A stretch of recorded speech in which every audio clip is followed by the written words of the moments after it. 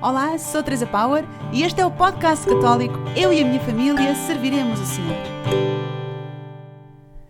No primeiro episódio, viajámos pela Bíblia e pelos sacramentos do matrimónio e do batismo à procura das razões para educarmos os filhos na fé, uma fé testemunhada na primeira pessoa. Hoje, neste segundo episódio, vamos responder à grande pergunta: por onde começar? Porque é fácil sentirmos perdidos.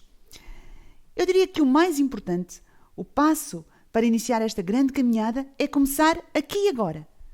Precisamente na realidade imperfeita da nossa vida familiar. Se esperarmos por tempos mais favoráveis, por dias melhores, pelos filhos com menos birras, pelo fim de uma gravidez, sei lá, por tantas outras circunstâncias, perdemos o hoje da nossa fé.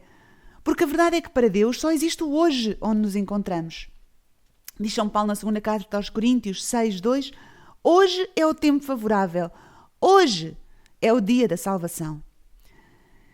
Então eu queria deixar-vos duas certezas essenciais para que todos se possam decidir começar este caminho aqui e agora.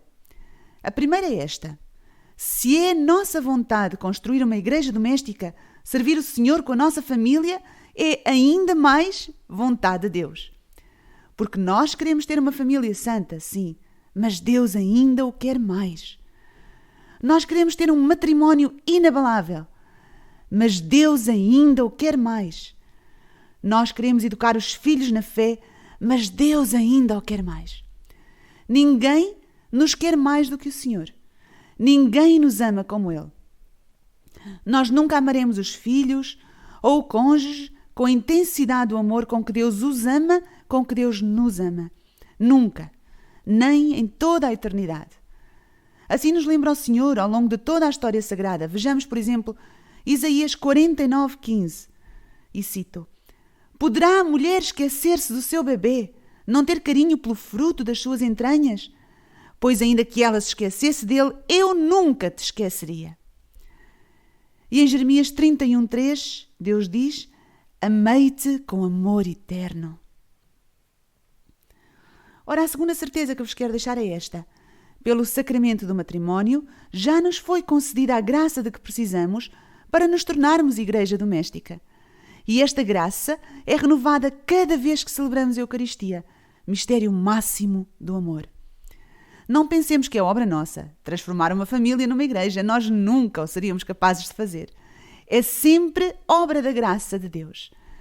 Claro que se não pusermos mãos à obra, não experimentaremos a sua força transformante na nossa vida. É o que nos diz o Senhor no livro do profeta Ageu 2:4. Diz assim: mãos à obra, porque eu estou convosco. De facto, a nossa ação, aliada à graça divina, que é a comunhão do Senhor, dá frutos abundantes. Claro que depois é como aprender, sei lá, um instrumento, uma língua estrangeira, um desporto. No início é giríssimo, estamos entusiasmadíssimos, depois entramos numa fase de algum cansaço, alguma monotonia, parece que não se fazem progressos, e depois finalmente a aprendizagem arranca, um arranque sem retorno possível, e lançamo-nos nela já com prazer, saborear os frutos do que vamos aprendendo. É a lei de qualquer aprendizagem e também é a lei da aprendizagem da oração familiar.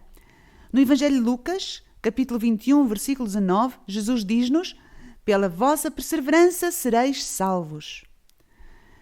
É então com estas duas certezas, de que Deus nos ama infinitamente e de que Deus nos sustém com a sua graça, recebida no matrimónio e alimentada pela Eucaristia, é com estas duas certezas que estamos prontos a começar. Há uns anos eu passava em Fátima, no fim de um dia de trabalho, trabalho fora de casa, nesse dia, e entrei no Carmelo para rezar as vésperas com as irmãs, de acordo com a permissão explícita no seu horário.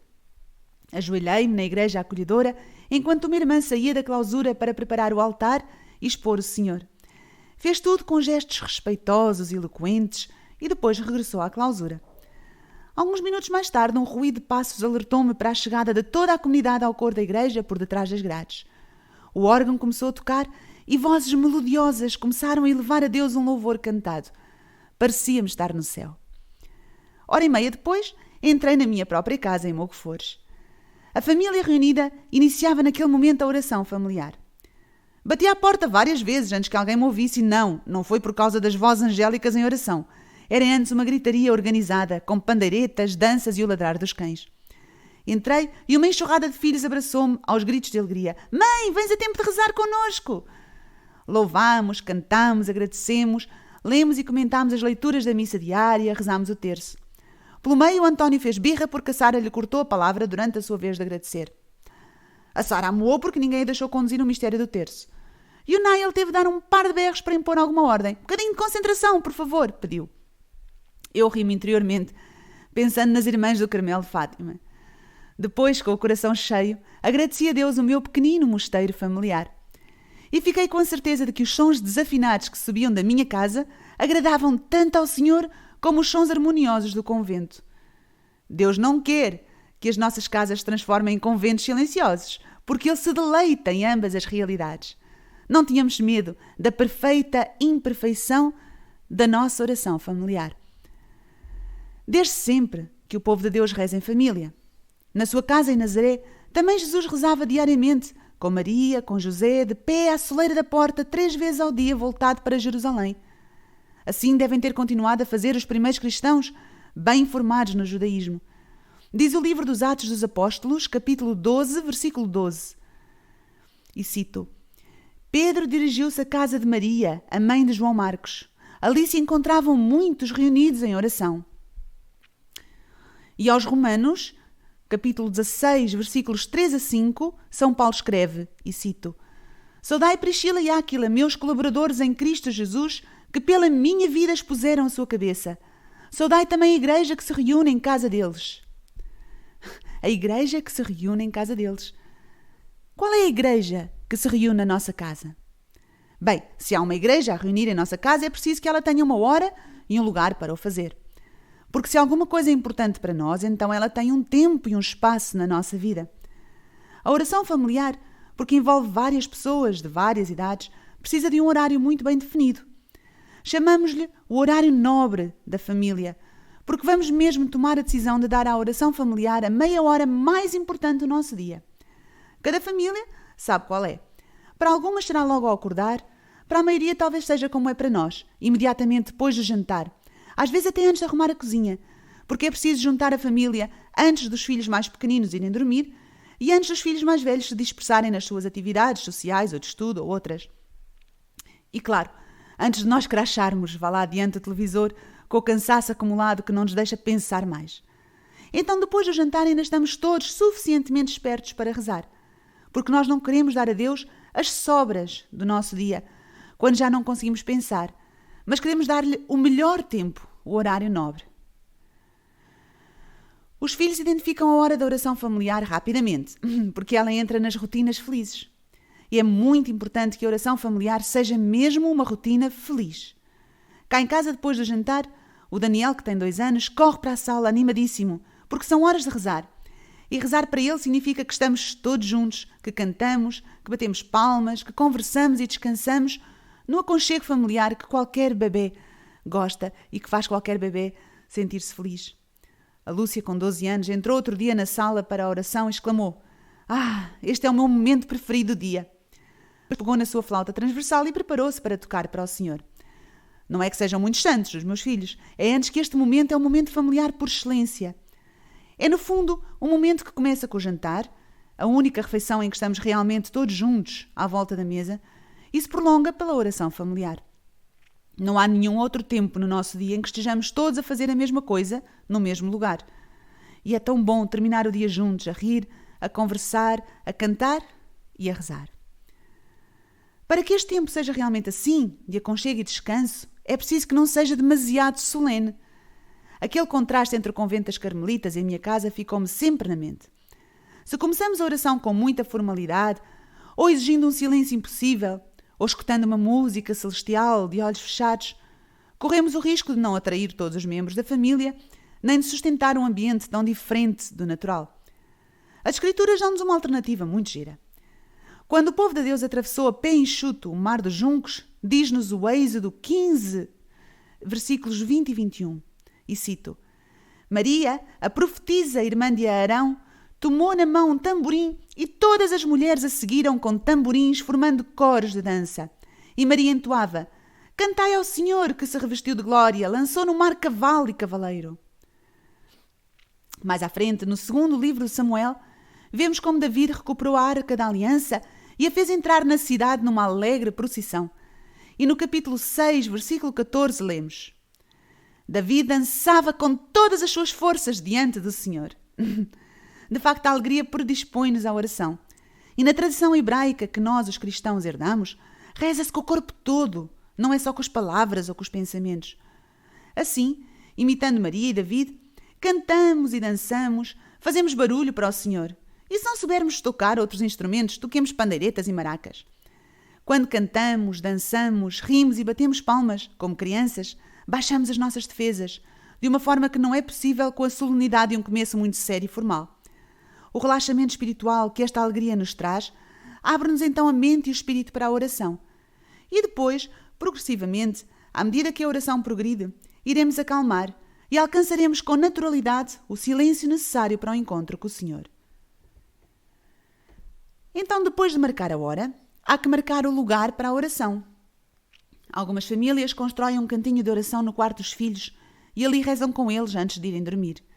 Ter um espaço de oração privado no quarto é uma ótima ideia, mas não deve ser o espaço de oração familiar, porque o nosso quarto é, à partida, isso mesmo, um espaço privado, próprio para a oração privada. A oração familiar é isso mesmo, familiar. Precisa de acontecer naquele lugar onde a família se costuma reunir como família. Jesus falou da importância de ambas as formas de oração. Em Mateus 6, versículo 6, Jesus diz: Tu, porém, quando orares, entra no teu quarto e, fechando a tua porta, ora ao teu Pai que está lá no segredo. Mas em Mateus 18, versículo 20, ele diz: Onde 2 ou 3 estiverem reunidos em meu nome, aí estou eu no meio deles. Então, precisamos de um lugar para a oração familiar. E para muitas famílias pode ser que esse seja a cozinha e que a família possa rezar ali mesmo, sentada à mesa de jantar. Nós preferimos fazer oração familiar na sala de estar, onde uma das paredes, a mais bela, se transformou no nosso recanto de oração. Há alguns elementos constantes: uma Bíblia, um crucifixo, uma imagem de Nossa Senhora, flores frescas numa jarra e velas que acendemos quando vamos rezar. Temos também algumas almofadas para espalhar no chão, ou então sentamos nos sofás e ajoelhamos em alguns momentos também. Às vezes, para dançar e cantar, afastamos os sofás e fazemos ainda mais espaço, porque a nossa oração pode chegar a ser mesmo muito animada e ainda bem. E como preparar este recanto de oração familiar? A grande descoberta que nós fizemos, e que muitas famílias têm feito, é que o cantinho de oração é em si mesmo uma oração e uma catequese diárias, só pelo simples facto de o construirmos e de o contemplarmos. O recanto de oração, longe de ser uma realidade estática, é um lugar em movimento que acompanha o ritmo do ano litúrgico. E quanto mais criativos formos neste processo, mais ele suscitará em toda a família uma oração contínua, uma contemplação contínua do mistério de Deus. Por exemplo, chegou o Advento, inicia-se o ano litúrgico. O nosso cantinho de oração está vigilante, preparado para o Senhor que vem. Na parede, uma cortina azul escura, cor do céu noturno. A cada dia, as crianças vão lançar no céu uma estrela brilhante, de papel dourado, representando as boas ações que ao longo do dia forem capazes de fazer por amor. As estrelinhas foram feitas numa tarde de domingo, recortadas com esmero pelos meninos, enquanto falamos do que significa o Advento e de como é importante preparar o coração com boas obras. Dentro de uns dias, talvez no dia 8, construímos o presépio ali mesmo, no chão, encostado à cortina, este céu noturno que se estende sobre a Gruta de Belém.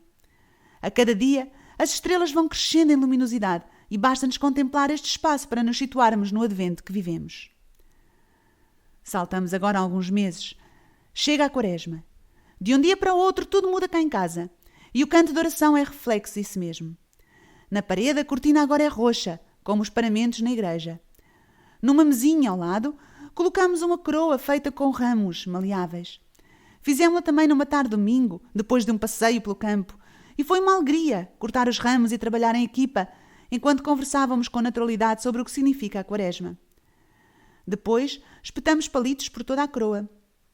Em cada dia, os meninos serão convidados a retirar, misticamente, um ou mais espinhos à coroa de Jesus, através dos seus pequenos ou grandes sacrifícios.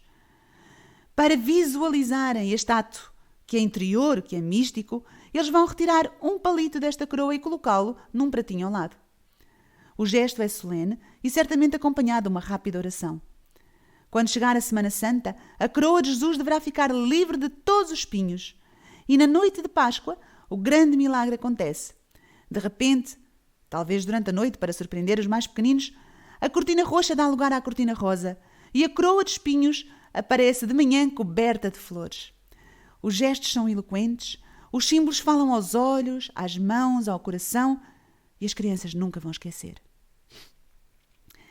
E assim podemos continuar, tempo litúrgico após tempo litúrgico, celebrando com arte, com criatividade, com partilha, com trabalho de equipa, com beleza, cada um dos tempos que o Senhor nos dá para viver, do Advento ao Natal, da Quaresma à Páscoa, do Pentecostes ao Mês de Maria, ao Dia de Todos os Santos e até todo o próprio tempo comum, que é a rotina da nossa vida concreta, nem sempre festiva, mas sempre cheia da presença de Deus. Não é preciso complicar, nem se trata de uma competição. As sugestões sobre o que fazer para assinalar no nosso recanto de oração cada tempo litúrgico estão por todo o lado na internet. E no sítio das Famílias Caná, movimento a que a minha família pertence, há muitos recursos úteis. Claro que não vamos ter tempo ou capacidade para fazer tudo, mas podemos escolher, em cada tempo, uma decoração, uma atividade, algo simples que assinala o que queremos recordar.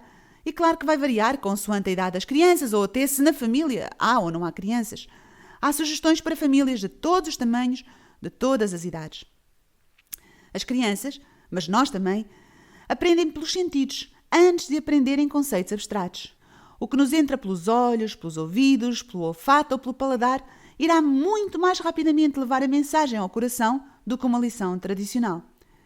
Assim diz São João na primeira carta, capítulo 1, versículos 1 e 3. O que ouvimos, o que vimos com os nossos olhos, o que contemplamos e as nossas mãos tocaram relativamente ao verbo da vida, o que nós vimos e ouvimos, isso vos anunciamos. Então estejamos atentos aos tempos litúrgicos, ao que a Igreja nos convida a celebrar a cada dia, e ponhamos os sentidos e a criatividade a funcionar para que o nosso espaço de oração seja uma catequese viva. Uma imagem, dizemos, vale por 1000 palavras. Um cantinho de oração bem preparado, cheio de vida e significado, vale por 1000 explicações abstratas do mistério de Deus. Ponhamos mãos à obra e comecemos aqui e agora. Onde vamos então construir o nosso recanto de oração? A que horas vamos juntar a família para rezar? Que canções gostamos de cantar? Que instrumentos podemos tocar? Nos próximos episódios, vamos descobrir então como preencher esta oração familiar, agora que temos um espaço, um tempo, um ambiente bem definidos. Estejam atentos porque o Senhor quer revelar-nos maravilhas do seu amor. Partilhem com outras famílias e não faltem ao encontro para sermos muitos a dizer como Josué: eu e a minha família serviremos o Senhor. Amém.